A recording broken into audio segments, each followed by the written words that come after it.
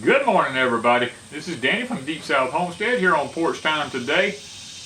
Whew, guys, it's been a hot one. Got a lot going on. I want to ask before I even get started, you all keep my father in your prayers. Sunday, he was taken from the nursing home to the hospital. He has COVID-19, had low blood pressure, low oxygen levels and stuff. And it's kind of what I figured would end up happening. Dad's been a trooper. He's 88 years old. He's been a hard one. He's been a good one, I'll tell you. He come from an era where men were men, you know, and he didn't understand the modern lifestyle. And it's probably better if the Lord takes him on before it gets any worse than what it is, because he just doesn't understand this lifestyle. And my prayer is that the Lord will be merciful to him and not let him lay and suffer and, you know, have a lot of problems. That's my prayers. But today, and we covet y'all's prayers in that. Today is probably going to be my hardest porch time that I've ever done. Now, it's not because of my father. My father's old, and we've been knowing that he's been in a nursing home for several years. We know that any moment he could pass away. It's not anything to do with that. It's just that this porch time is a porch time that is long overdue. And guys, I'm just gonna put it out there to you. I'm gonna be plain. I'm gonna be blunt. It may hurt feelings, but it's time that this porch time happens. So don't take offense. It's not meant to be offensive. It's meant to be educational. It's meant to help us to understand where we fit in things today. And it's meant to just try to help us. It's not meant to be rude to anybody or anything. So let's get that out front. It's a porch time I've been wanting to do for a long time, but I just couldn't do it. And now I think I can do it because I think the timing is right. And the bottom line is this, guys. We did the porch time on homesteading this past week, talk about some of the things about homesteading, and the response was just overwhelming. You know, people's like, I want more about that. I want more of the emails, the letters, all the different things. You know, man, could you just go deeper? Could you do that? You know, and I think I'm gonna do that. But this time, it's not gonna be. I'm not sugarcoating anything. It's time to just be honest. And like I said, the best way I know how to put it, it's just time to be honest. This lifestyle called homesteading is not for everybody. We might as well just understand that. Now, there's a lot of people that desires this lifestyle, and that's okay. Because, you know, the Bible says, and I liken it to the scripture, because the Bible says there are many who desires the office of a bishop, but many are called for those, but few are chosen. You know, a lot of people are called to do it, but the Lord only chooses a few people to do it because it's not for everybody. I mean, He gives a lot of people the opportunity to fulfill that position in the office of a pastor or a bishop or, you know, deacon or anything like that.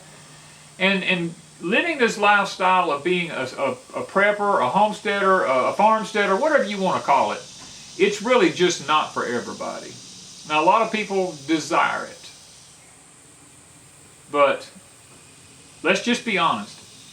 I'm going to throw some things out there today, and like I said, it's not meant to be offensive, and I'm not trying to pinpoint anyone out. I'm just being honest. Let's just talk about gardening and being self-sufficient at gardening. Now, in order to be self-sufficient, you got to go back and look at the United States documents that the USDA has back in the 20s and the 30s, and you will see that for a normal family, the government said you need 2 acres per person of a household in order to be able to be sustainable, to raise enough food to feed a family back then. Now, of course, we know with the technology we have today and the intense gardening, we understand more about plants than we ever have now. It's probably not 2 acres now, it's probably 1 acre. per person in a family. And now that includes raising meat, whatever, you know, vegetables, that includes all of it. Guys, Wanda and I here at Deep South Homestead, we're about, I'm going to say we're probably about 90, we're probably in the high 90s as far as being self-sufficient here. Now, you know, there's some things we can't manufacture. We talked about that in other porch times. We can't manufacture, you know, salt is one of the main ones. We can't manufacture that. And we don't have enough land to grow enough for like flowers or, you know, flour or anything like that.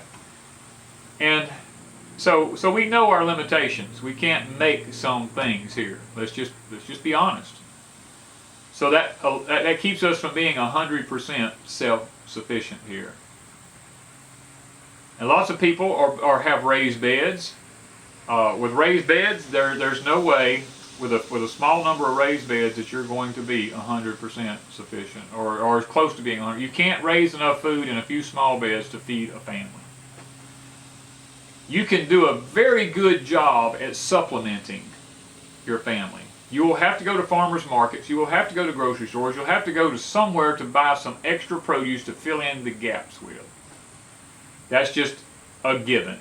Not everybody is intended to have enough land to be self-sufficient because it's just not for everybody. That's why we have farmers markets. That's why we have grocery stores and things like that, because some people live in cities. It's just not intended for everybody to do this.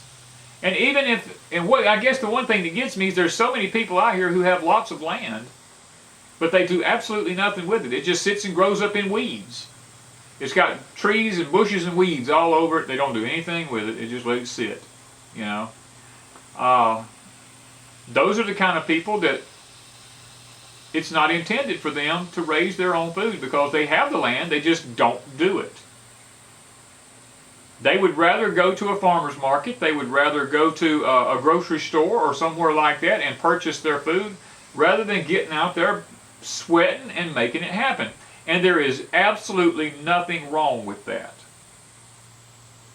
If that is your calling in life to live that lifestyle, then that is, if God has led you to be that way, then don't think bad about it. But at the same time, don't fuss and don't argue with people who do live the lifestyle. Don't look down on them because they get out and they bust it and sweat and try to make it happen.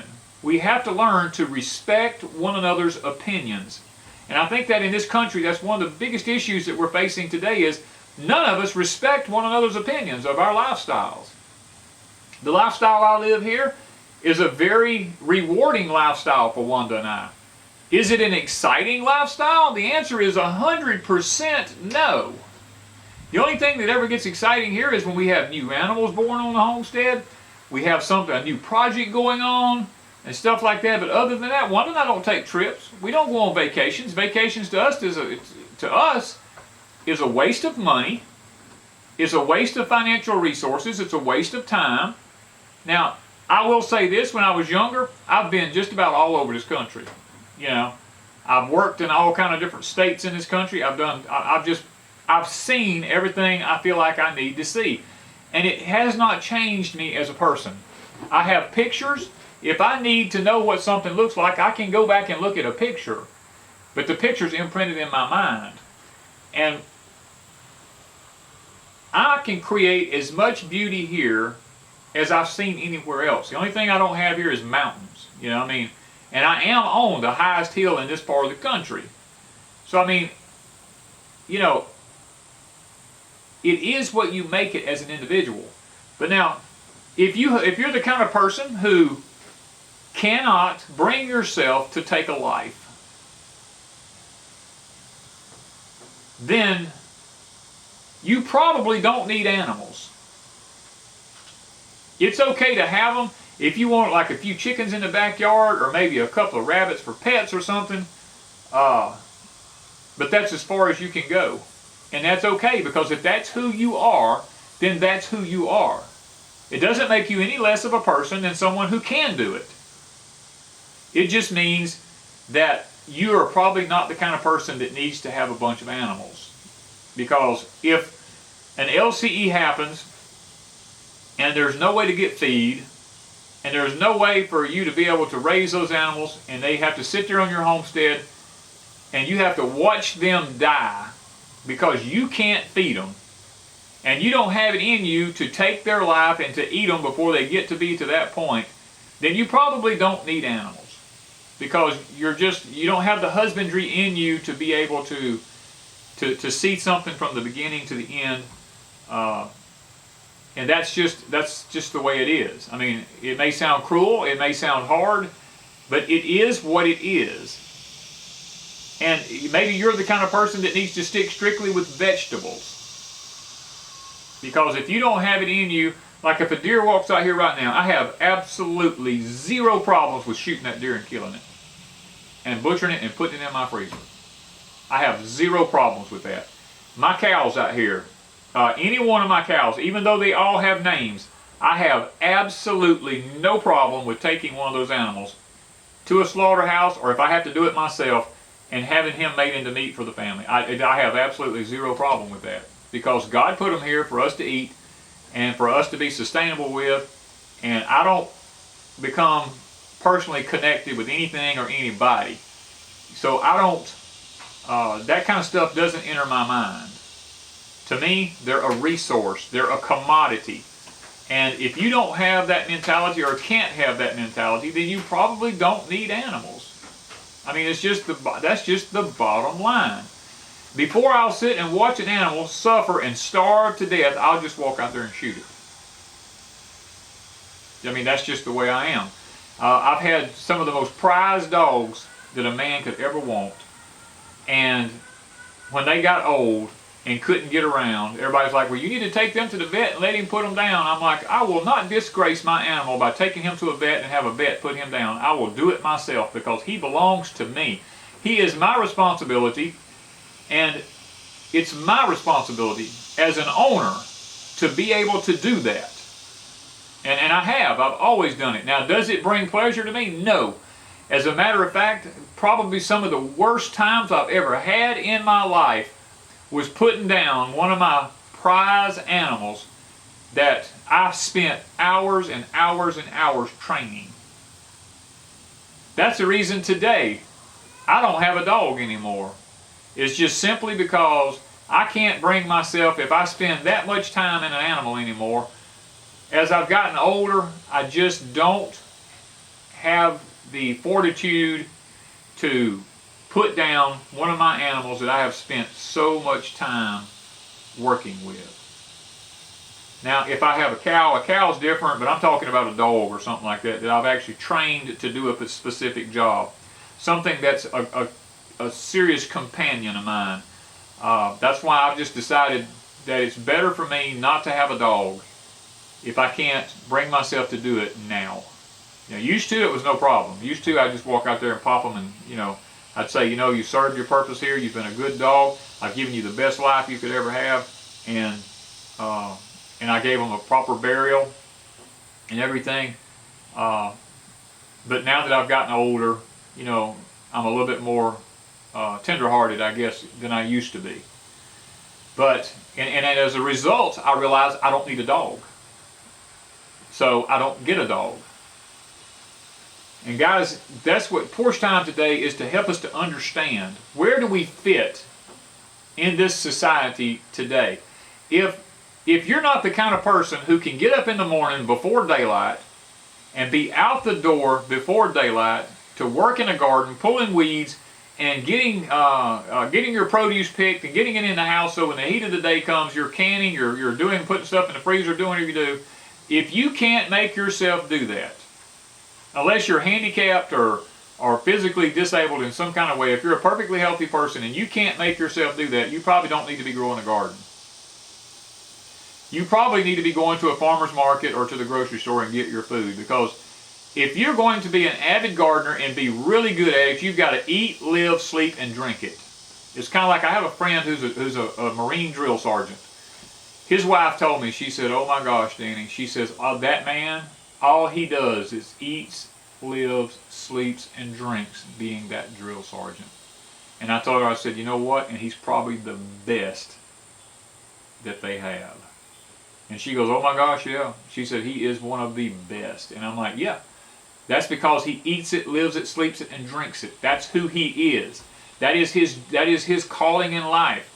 My calling is to get out here and raise my vegetables and to be as self-sufficient as I can be. Wanda's is the same way. I have a helpmate who has the same exact attitude that I have. And sometimes we're unequally yoked with people. One person in the marriage loves to garden, and they want to just do it so bad that that's all they want to do, and the other one looks at them and just ridicules them for it. And I feel for people like that, because there's people like that everywhere. You know? I mean, I've seen it in my family, and it's sad, because the one person wants to really provide for the family and wants to have good, wholesome food, and the other one's looking at them going, why in the world are you doing that? It's just so cheap at the grocery store. The concept of chemicals and GMOs just right over their head. They don't have a clue.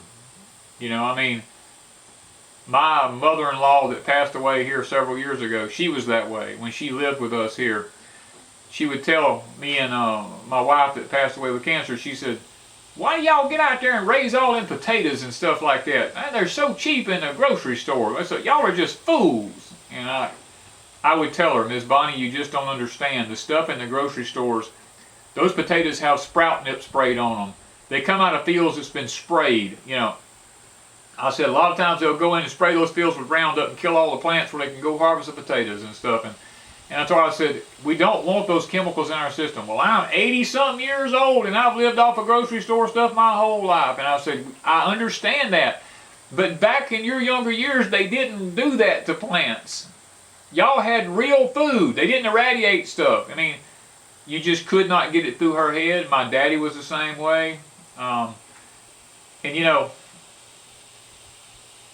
the younger generation coming on, a lot of the millennials today, a lot of them are vegans now, and they don't understand that a lot of them, that the vegetables that they're putting in their bodies is just so toxic that their lifespan is going to probably be a lot shorter than what it should be. And then that's really sad. But the point I'm trying to make here is, if you're not cut out for growing your own food, you probably need to get it from a farmer's market. Don't go out here and half do something and then get frustrated, get depressed and all because you can't do a good garden. You just don't understand. It may not be who you are. Maybe you just need to quit. There ain't no telling how many homesteaders I've seen that are people who call themselves wanting to be in a homesteading lifestyle, who have jumped out here and they want to do this, and the first thing you know, they throw their hands up and they quit and they go back to the life that they once knew, because this is very hard. I used to hold, I have ran companies in my life. I've owned my own companies, I've ran my companies, and lived this lifestyle. I've lived most of my life on 5 hours of sleep a night or less. Now, I used to get up in the morning at 3:30 and 4 o'clock in the morning. I got my paperwork ready. I went to my job sites. I ran my crews. I come home in the evenings. I went into my office in the house there. I sit down and I would work in there a while in the office.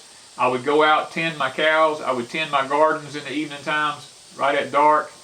And I would bust my tail doing that all week and work up to midnight, 1 o'clock in the mornings a lot of time doing my blueprints and paperwork and stuff like that, payrolls, anything like that.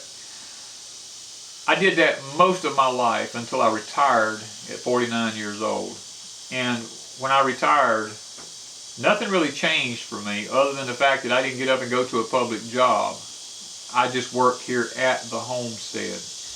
But all my life, I worked a regular job. I ran a job. I wasn't like a person that was 9 to 5. I actually owned the company, ran the job, kept crews going, got jobs in, planted gardens, raised cattle, raised hogs, raised chickens, harvested crops, canned. We done all that stuff. Guys, you've got to love it to make it happen. Most people can't do it. They go, I'm just so tired.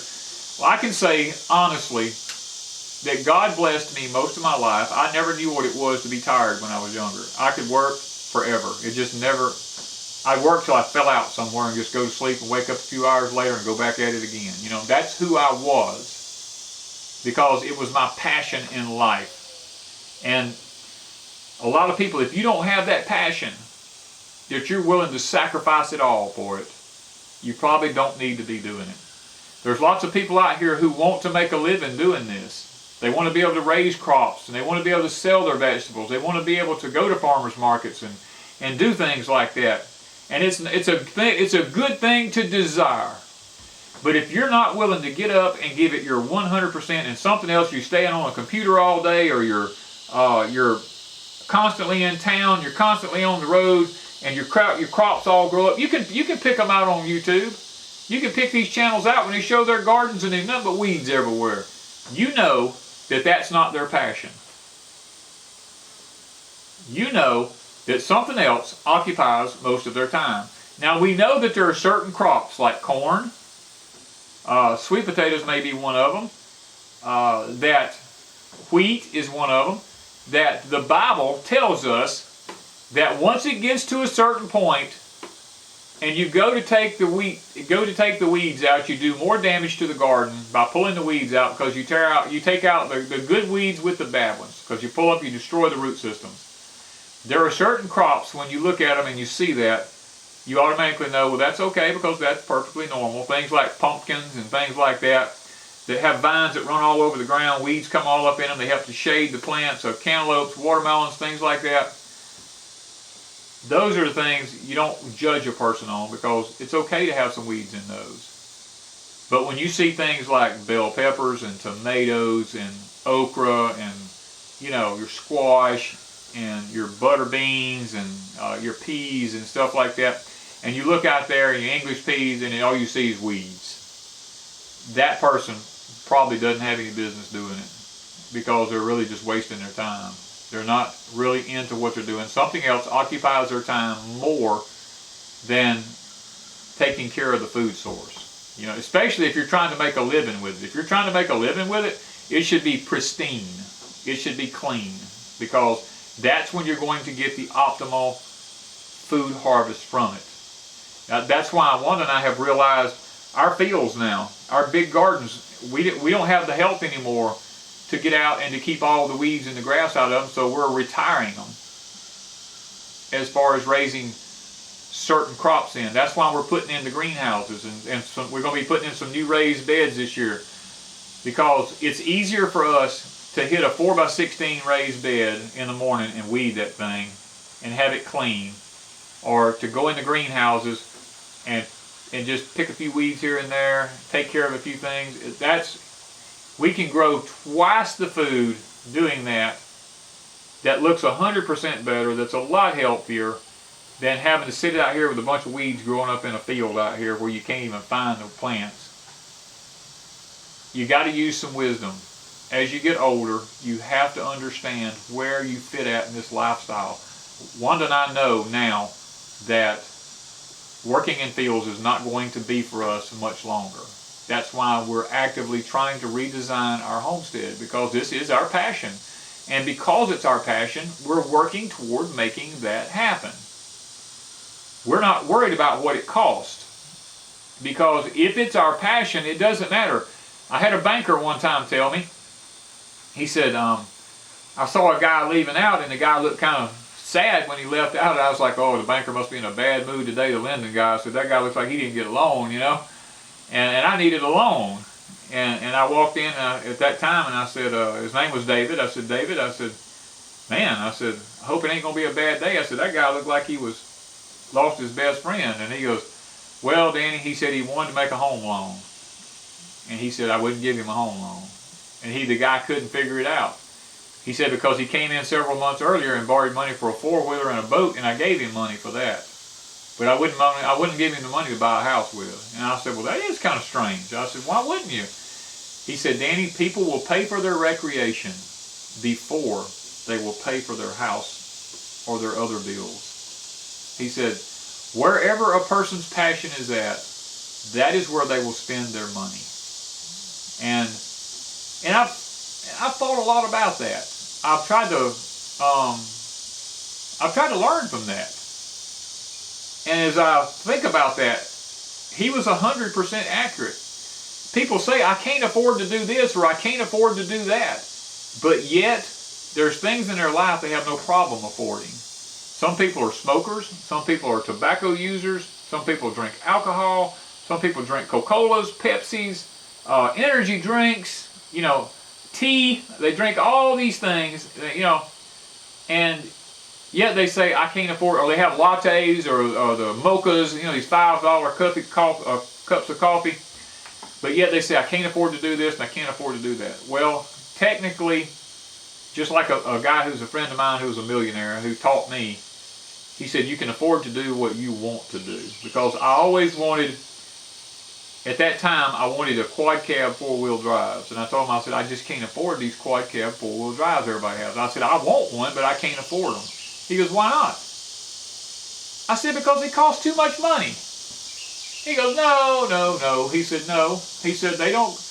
He said, that quad cab's going, and the fact that it's a 4-wheel drive adds about $1,500, $2,000 to the price of that vehicle.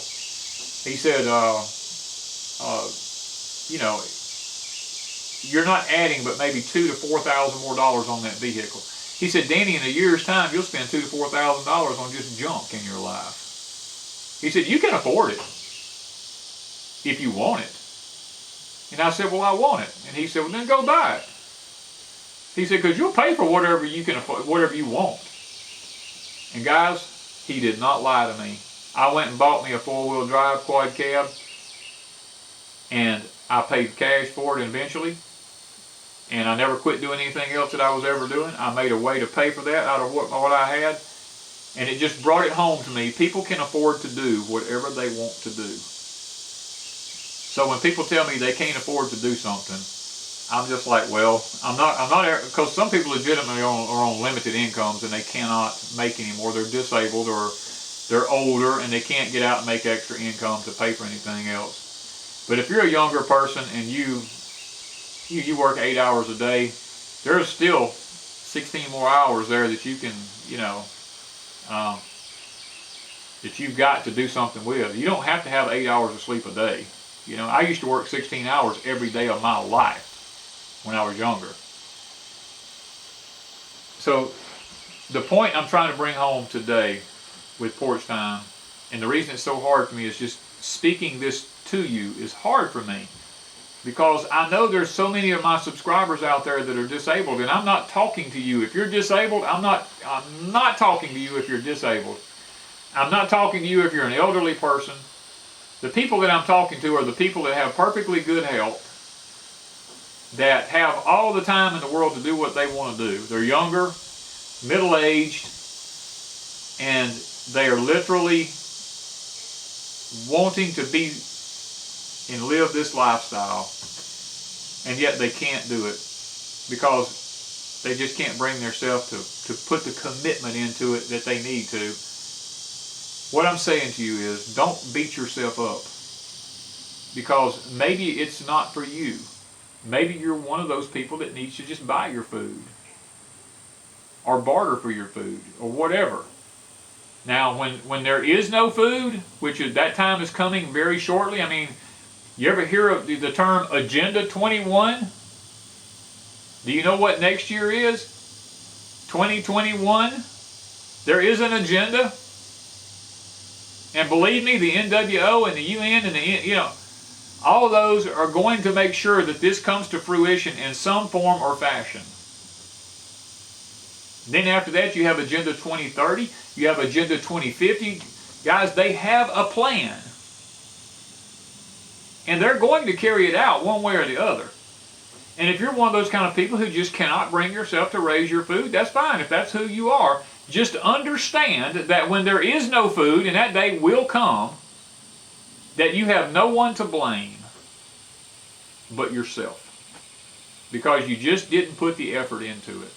Something else was more important to you in your life than learning the skills and putting yourself out there and actually doing the work. You know, don't ridicule someone else because they do it when you don't. I guess is the point I'm trying to make. I get lots of messages here on my channel, hateful stuff. I delete a lot of it. But it doesn't bother me because I know those are the ones that won't make it. You know, they're the ones that'll cry the loudest when something happens. So, guys, I guess the point today is, you know, be who you are. I think you should grow your own food, but if it's not in you to be vigilant at it, and you don't have the room to do it like you need to do it, then you need to go to farmers markets. And you need to go to the grocery stores, and you need to stock up, because I'm going to tell you, the day is coming in a very near future where food will be rationed. I mean, they're already doing it. People don't see it. You go to Walmart, you go to any of these other stores online, and you try to order something, Amazon, whatever. You order stuff, and you're only allowed to get so many of an item. That's called rationing. They're already doing it. And it's not going to get any better. It's going to get worse. So that's my point.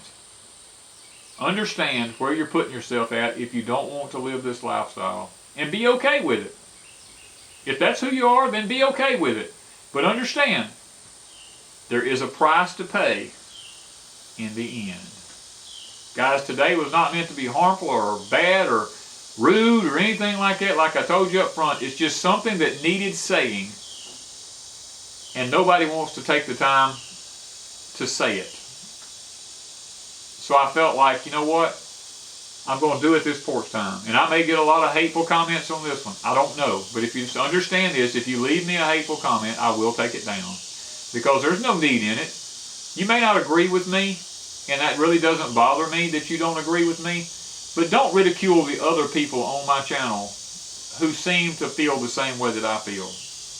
Don't go under them and making nasty comments to them. Because if I find it, I will take it down. Because it's just not necessary. So that's porch time for today, guys. Remember, be who you are. Be honest with yourself. Be fair to yourself. Be fair to your family. If you have a spouse that doesn't want to work with you and doesn't want to do what you do it anyway. Go ahead and give it your all, because at some point, the other spouse will come to the realization, they will either leave or they will come to the realization that, you know what? I'm glad they did do this, you know. And as I talk about my father in the beginning, my daddy grew up in an era where men were men. And my daddy also, I mean, I'm going to say something here, and this is something that I had problems with my father. My dad has never had to cook his own meal, not once in his life. All of his life growing up, his mother provided for him. My dad went out and worked from the time he was 12 years old till he was 27 years old when he left home. He brought his paycheck home and he handed it to his mother. And he said, Mom, buy what you need, and if there's anything left, give it back to me. That was my dad's mentality with his family. My grandfather was an alcoholic. He drank his money away. My dad realized that somebody needed to take care of the family. And as a result, my dad's mother, my grandmother, took care of my dad, fixed his meals every day of his life. And when he married my mother, there was a joke that everybody said, when you marry him, you're going to marry his mama, because he definitely takes care of his mama. And my dad did till he passed away. And my mother realized the kind of man that my father was. When my father came home from work, he always provided for the family. He worked hard. When he set foot in that house in the evening time, and when he sit down in his chair for a moment of relaxation, my mama set his food in his lap. Because they come from that era where mom was home all day. She took care of the house. She took care of the kids. And when dad came home, she felt like it was her responsibility to make sure he was fed when he walked through that door. He never had to ask, is there anything to eat? My mom always had it ready for him. And she put it in his lap. And when he got through eating, she took the plate out of his hands and she took it and washed it. That was the life my father lived until my mother passed away and he was put in a nursing home. He doesn't know any different. That's why if the Lord takes him home through COVID-19, I'm okay with it. I just don't want him to suffer, because he doesn't understand the modern lifestyle that we live today. Now, me on the other hand, I do all my cooking if I can. Now, Wanda provides for me, Wanda cooks for me great, but I learned to cook because I didn't want to be like my father. I didn't want to depend. My mentality was I didn't want to depend on somebody else to provide my meals for me. And it's a good thing. When my wife passed away and I was left alone, I had to wash my own clothes. My dad's never washed a load of clothes in his life. I had to cook my own meals. My dad never cooked a meal for himself in his life. I had to learn to pay all the bills. My dad never paid a bill in his life. And yet he ran a company. My mom did it all. Guys, that's the difference in that generation and this generation. Guys, Porch Time's been a rough one today for me to get out, but I'm glad I did it, and I think that if y'all are honest with yourself, there's a lot of good information in it that can probably help with your way of thinking, maybe. So guys, we love you and we appreciate you, and thank you from Deep South Homestead.